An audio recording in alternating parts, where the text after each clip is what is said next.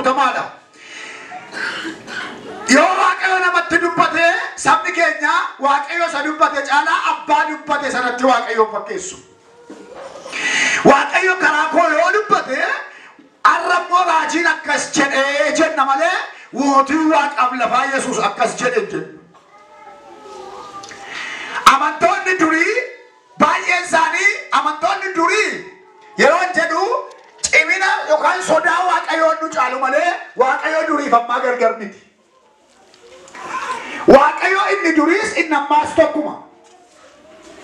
Waaqayyo yoo birra hojjechaa jira inni ammarra hojjechaa jira dura hojjechaa baay'inaan amma kanatti saba keenya gidduutti duraan baay'inaan hojjennu.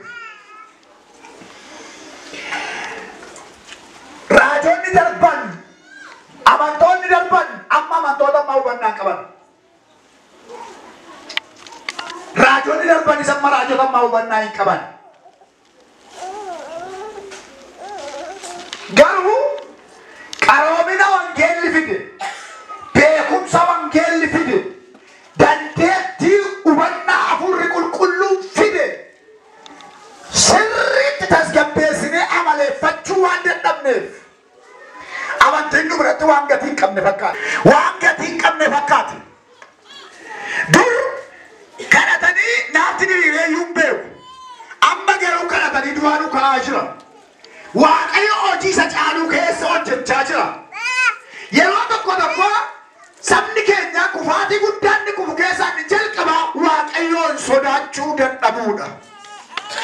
Waaqayyollee akkas naan jedhee ture jenna. Baay'ee hamaadha kun. Waaqayyo illee gaafa akkas jennu namuma beekaa tokko. Namuma xiqqaa tokko mucaa Mariyaa keenyaa tokko nutti fakkaata. Mootiin tokko biyya osoo bulchuu kun akkasa ta'uutu jedhee baay'een keenya hin nyaana. Awwaalli dubbate waan ta'eef hin taa'inna. Aangoo qaba dubbatee dhageessifata jennee amanna.